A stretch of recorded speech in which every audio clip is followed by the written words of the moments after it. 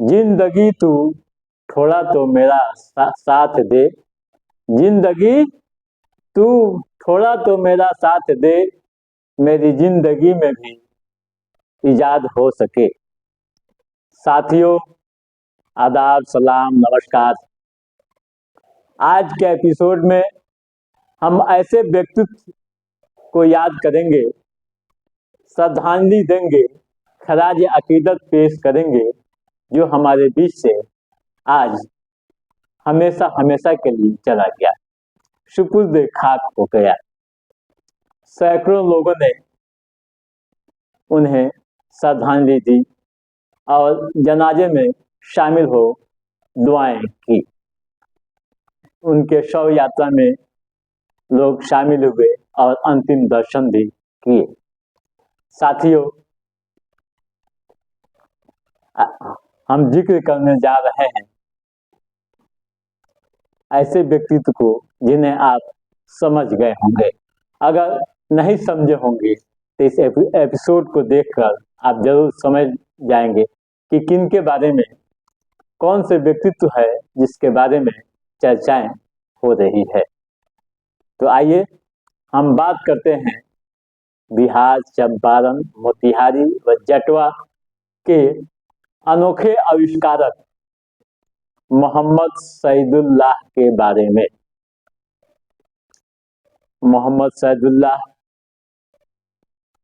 इस दुनिया को छोड़ हमेशा के लिए चले गए।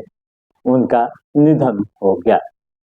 अपने अनोखे आविष्कार से देश दुनिया को प्रभावित करने वाले मोहम्मद सईदुल्लाह का निधन होने के बाद उनके पैतृक गांव जटवा में सुपुर्द खाक कर दिया गया।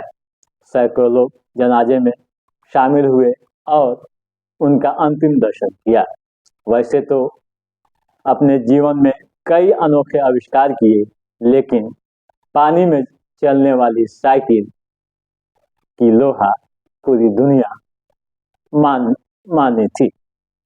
जिस समय उन्होंने यह साइकिल बनाई थी, उस समय मीडिया घरानों ने, खासकर राष्ट्रीय और अंतर्राष्ट्रीय स्तर के मीडिया संस्थानों ने बेहतरीन तरीके से उसे पेश किया था और देश दुनिया को दिखाया था। काफी सुर्खियां बटोरी और अपनी काबिलियत का लोहा मनवाया। साइकिल को पहले शहर के मोती झील में चलाया, उसके बाद पटना, दिल्ली, हैदराबाद, अहमदाबाद सहित कई क्षेत्रों में जगहों पर आयोजित राष्ट्रीय व अंतर्राष्ट्रीय स्तर के कार्यक्रमों में अपना प्रदर्शन किया। साइकिल को बतौर पानी के ऊपर चलाकर दिखाया था। उस समय के राष्ट्रपति, तत्कालीन देश के राष्ट्रपति डॉक्टर APJ अब्दुल कलाम ने उन्हें पुरस्कार से भी नवाजा था। अपनी इस साइकिल पर सवार होकर वो पटना गंगा नदी भी पार किए थे। उस समय तत्कालीन राज्यपाल AR केदवई ने भी उन्हें सम्मानित किया था। कहते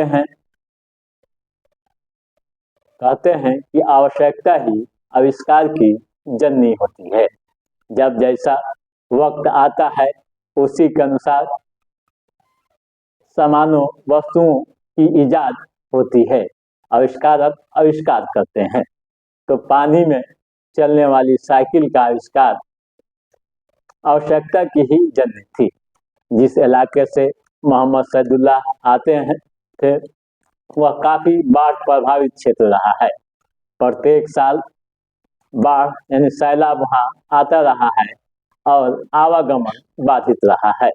इसको ध्यान में रखते हुए सईदुल्लाह ने यह साइकिल बनाई थी। साथियों, वैसे तो सईदुल्लाह ने और कई आविष्कार अपने कार्यकाल में किए थे, जैसे हाथ से चलने वाला पंपिंग सेट, हाथ से चलने वाला बोरिंग पंप, बिना बिजली व इलेक्ट्रिक के चलने वाले पंखे सहित कई आविष्कार उन्होंने किए थे। आर्थिक अभाव व मुफलिसी जिंदगी के कारण कोई भी समान पेटेंट नहीं करा पाए। आखिरी समय तक वे मुफलिसी की जिंदगी जीते रहे और सरकार से नाराज भी देखे। वे कहते थे कि पुरस्कार तो बहुत मिला, सम्मान तो बहुत मिला, लेकिन किसी भी सरकार ने ये नहीं पूछा कि आपको आर्थिक मदद की जरूरत है या नहीं। अपने आविष्कार में उन्होंने करीब 40 एकड़ जमीन बेच दी। हाल के दिनों तक वे जटवा घाट पुल पर रहते थे और साइकिल यानी पंक्चर बनाते थे, साइकिल मिस्त्री का काम करते थे। तो साथियों, जिस देश में आविष्कारक की ये हालत होती है, जो दुनिया को कुछ देना चाहता है और सरकार व्यवस्थाएं अगर नहीं सुनती है, तो फिर क्या होगा? एक बड़ा सवाल आपके सामने है। तो साथियों, आज के एपिसोड में बस इतना ही। हमारा ये एपिसोड कैसा लगा आप लाइक और कमेंट करके जरूर बताइएगा।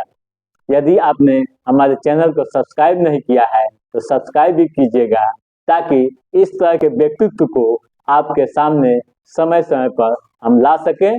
तब तक आप अपने दोस्त को दीजिए इजाजत। नमस्कार।